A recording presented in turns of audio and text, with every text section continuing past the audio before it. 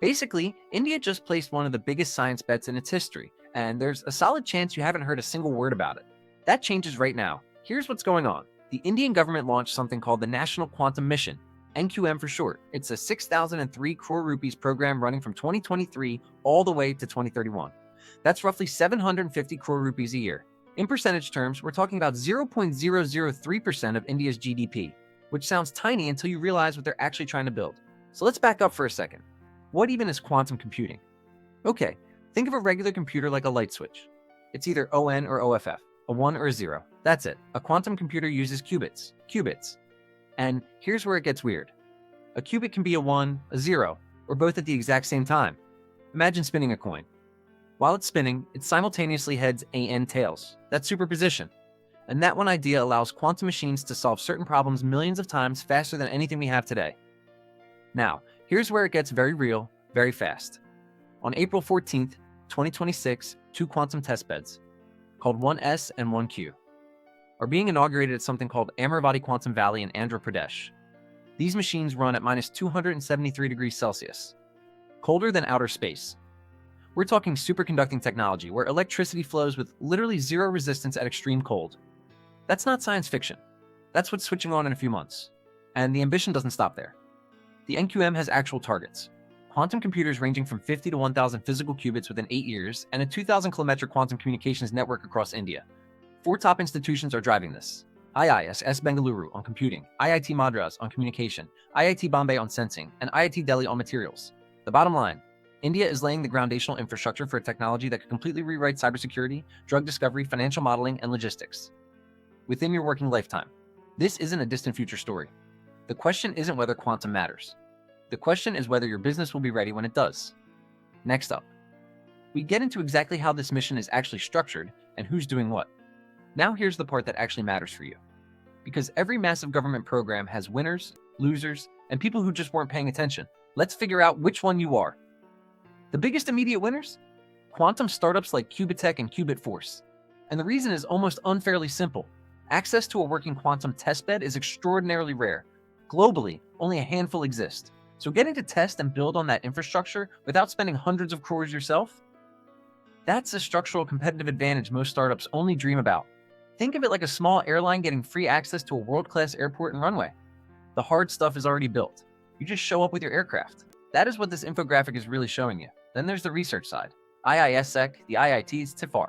These institutions are now receiving dedicated funding and becoming globally recognized quantum hubs, which matters for your hiring pipeline in about 5 years, by the way.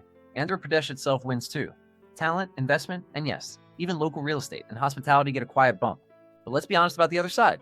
Traditional IT services companies face real long-term pressure.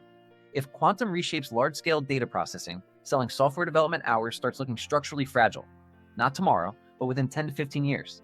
And the harder question nobody loves asking, is 6,000 crore rupees the smartest use of public money right now, when primary schools and rural healthcare are still underfunded? Critics aren't wrong to raise that. If this mission underdelivers, taxpayers carry that cost. For entrepreneurs and freelancers watching this, quantum won't touch your business next quarter, relax. But the adjacent industries this is seeding, cryogenics, advanced materials, specialist computing, those create real, tangible opportunities within 5 to 7 years.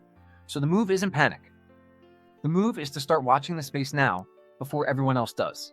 So now you know who stands to gain and who's quietly at risk. Next up, what does India actually need to get right for any of this to deliver? The execution challenges are where it gets really interesting. So we've covered the what and the how. Now here's the question that actually matters for your money. What does any of this do for India's economy over the next 10 years? Here's the best analogy I've got. India is planting a mango orchard. You won't eat a single mango for 5 to 7 years. But if you plant well, tend carefully, and stay patient, you're harvesting fruit for decades. That's the entire economic logic behind a 6,003 crore rupees, 8-year mission in a technology that hasn't reached commercial scale anywhere on the planet yet. Think about that. Nowhere. And India's still going in. Now, the Amaravati quantum testbed specifically. Think of them like the first airport built in a region. The airport itself doesn't turn a profit, but around it. Airlines, cargo firms, hotels, maintenance companies, tourism. An entire ecosystem bootstraps itself into existence. That's exactly what quantum testbeds do as public infrastructure. They don't earn revenue directly. They give startups a place to actually test products, pull in global research collaborations, and signal to the world that India is a serious quantum nation, not just a spectator. And here's where it gets strategically spicy. Quantum computing can break encryption systems, which means this isn't just a commercial technology, it's a national security technology. Countries that build this independently stop depending on foreign systems for defense and cybersecurity. India's national quantum mission has strategic autonomy baked into its core goals. On top of that, AIST and NQM have co-developed BTech and MTech curricula in quantum technologies, which means India is actively building the human pipeline that global tech giants and defense agencies will be fighting over by the end of this decade. Now, the honest reality?